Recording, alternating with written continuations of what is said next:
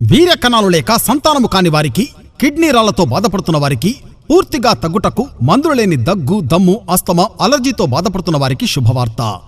ఈ సమస్యలకు పూర్తిగా పరిష్కారం ఉందంటున్నారు ఆయుర్వేద వైద్యులు పుల్ల రాజ్ కుమార్ గారు. ఇలాంటి ప్రకటనలు ఎన్నో వస్తున్నాయి. మనం ఎవరిని నమ్మాలి? కణాలు 0 ఉన్నా, తక్కువ ఉన్నా కణాలు పెరుగుతాయా?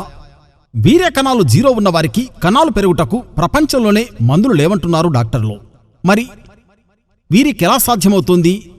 ప్రకటనలో నిజమెంత? ఈ సమస్యపై డాక్టర్ గారికి ఉన్న అనుభవం ఎంత? ఇప్పటి వరకు ఎవరికైనా 0 నుండి కానీ, తక్కువ నుండి కానీ కణాలు పెరిగి సంతానం పొందినారా?